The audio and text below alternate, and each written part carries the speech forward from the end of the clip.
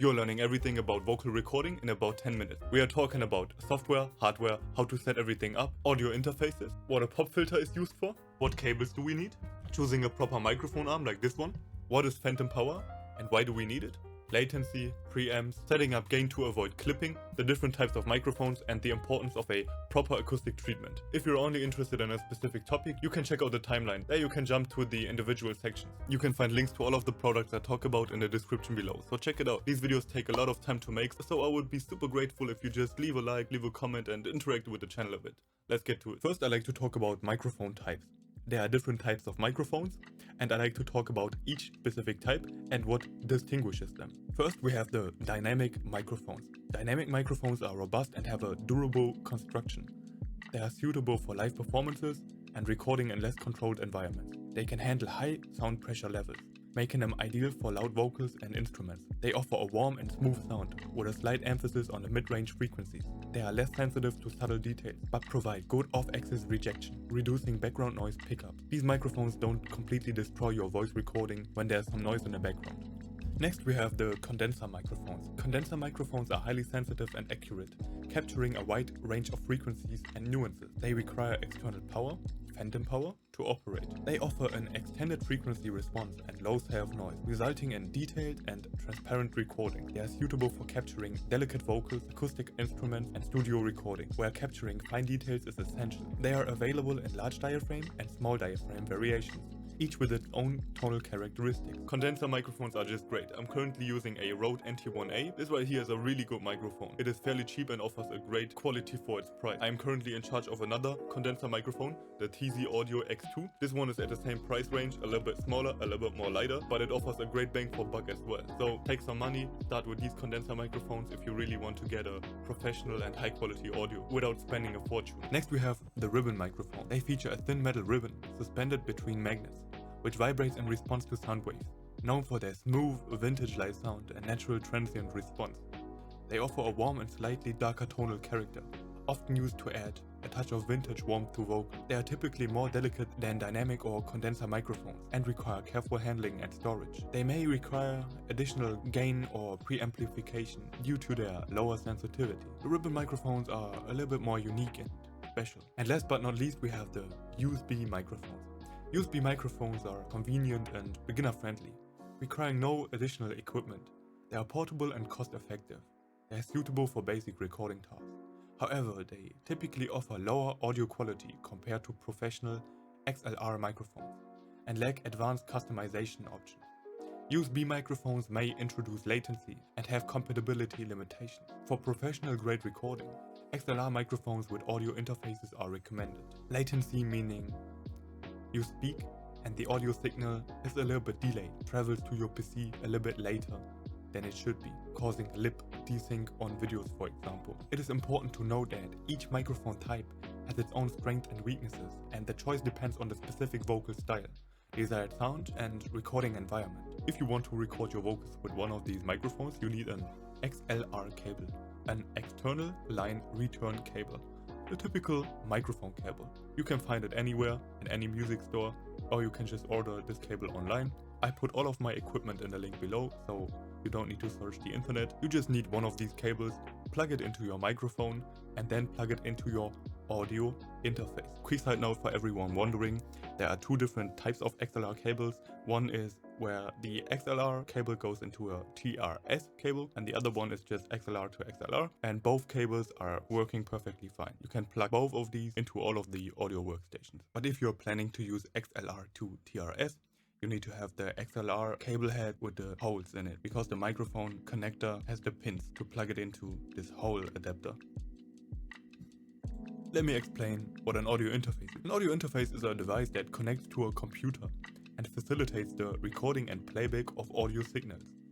It serves as a bridge between analog audio equipment, such as microphones, instruments and speakers, and digital audio software on a computer.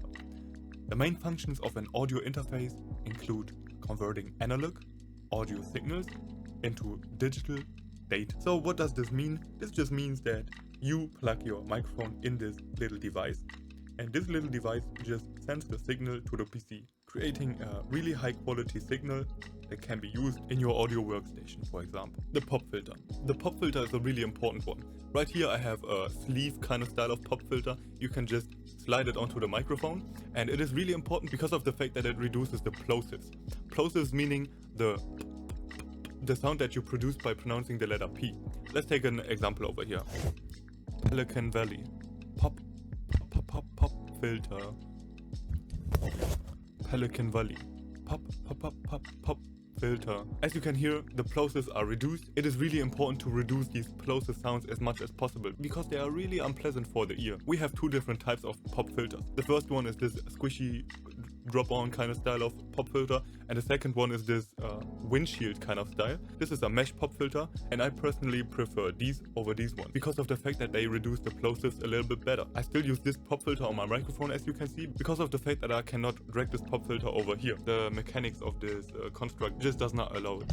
Next, I want to talk about the preamp. So the preamp is just laying right there on my table, and the preamp has a lot of different functions that are really useful and really helpful for vocal recording. On my preamp I have a compressor, a de-esser, an enhancer, and an expand gate. What are these functions used for? They are just really helpful to enhance the overall quality of your audio. I can bypass, or in other words, turn these effects off, and you can hear a tremendous difference. Let's take a listen. Just with a little button press, I disabled all of the effects that were applied to my vocal, and you can already hear a big difference. So if you really want to get your voice to the next level, a preamp is a really cool hardware piece that you can put into your studio. You can create a similar effect by just using a digital audio workstation or just using filters in Audacity or OBS, for example, but having a hardware piece is just one step above this. Next, we have acoustic treatment, and as you can see, my whole room is acoustically treated. This is playing a major role in why my voice is sounding so clean in this recording right here. And acoustic treatment is just really important because of the fact that you try to reduce the reverberation of your room. So when your walls are not treated with acoustic foam or whatever, I did a comprehensive video on acoustic treatment. Check it out if you're interested in this topic. But to explain it shortly, sound waves are traveling, hitting a wall and bouncing all across the room. This is creating somewhat of a hall effect.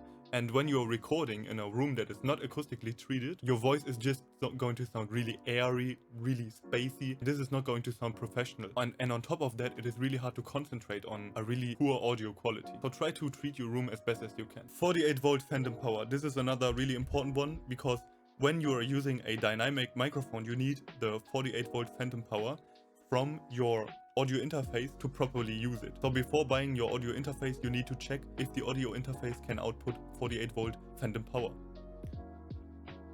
When it comes to software, we have a bunch of different options. Content creators might use Audacity or OBS to just capture the audio and then apply some effects if needed. The professional modern video editing softwares are delivering some audio effects as well. Streamers can use OBS. Musicians can just use a DAW of choice. There are tons of different DAWs. I also made a video on that if you're interested. You can just use one of the professional workstations. They are all super good and you can achieve quite beautiful results with almost all of the professional workstations. And for podcasts, you can use something like Adobe Audition or Audacity as well, or you can use Ableton, for example. Ableton has some podcast features as well. Adobe Podcast is another really interesting one. Everything runs in a browser. You don't even need to download the software. I'll definitely do a video on it, but I can't say much about it right now. This is all I want to say when it comes to software for now, because this is another rabbit hole that we can jump into and spend tons of time talking about it. Just grab a software where you can record your voice in and apply some effects to make it sound a little bit more better if you don't have a preamp. What about these microphone arms, these mounting arms? I just picked one up from Amazon and it works super fine, as you can see. I just got one problem. This microphone is a little bit too light. If I mount it on this microphone arm, the arm is just, because of it being spring-loaded, just rising up. The microphone just stays on top there. And if I just pull it down, the strings are too powerful, pushing it back up again. So this is a small little problem with this arm right here. But this microphone right here is a little bit more heavy, so I can freely move it around and it just stays where I want it to be. This arm is just mounted to the desk like this, and it's functioning quite well. I got a link in the description to this microphone arm, and it was fairly cheap. It is serving me for quite some time. Alright, now we are setting everything up, and it is really simple. So first we gotta pick up our XLR cable, then we have a little microphone here. We plug the XLR cable into the microphone. The other side of the XLR cable, the TRS plug, comes into the audio interface, and the audio interface is getting connected to the PC. I don't need to show you how we can do that. Right here you can see this little gain knob. You can talk into the microphone, and on this Moto M2 we have a really helpful meter right here. And as you can see, we don't want to get into the deep orange or red area, because then that is called clipping. When your audio is clipping, it is getting distorted and there are some really unpleasant noises, so avoid this clipping range. If you don't have a meter on your audio interface, you can just open up your software of choice, and in the software you will see a meter somewhere. Check this meter, and setup is not that complicated. Down there you see the 48 volt phantom power button. Click it if you have a dynamic microphone. Subscribe, hit the bell, leave a like, and I'll to make me motivated to post a bunch more stuff. Thank you. This is it for the video. I hope you learned something new. If you did, please leave me some feedback, leave me a like, leave me a dislike, do whatever. We just need to push the channel a little bit forward. If you're interested in learning FL Studio, you can check out my comprehensive course where I teach you how to use FL Studio in 12 lessons, and you get a big drum kit with modern sounds as well in it. So check it out on my website, link is in the description below. And if you want to buy something that I talked about in this video, check out the links in the descriptions. These are affiliate links. If you buy through these links, you are supporting me, right? Thanks a lot for watching, and I'll see you in the next one. Ciao, ciao. In this course, I am taking you through the process of creating a whole track. In 12 comprehensive lessons, you're about to learn everything you need to know to start visualizing your musical ideas right away. Check out the FL Studio from beginners to expert course on boobox-music.com. Yeah, this is what we do inside this course for FL Studio. Learn to pilot everything so easy like I do the flow.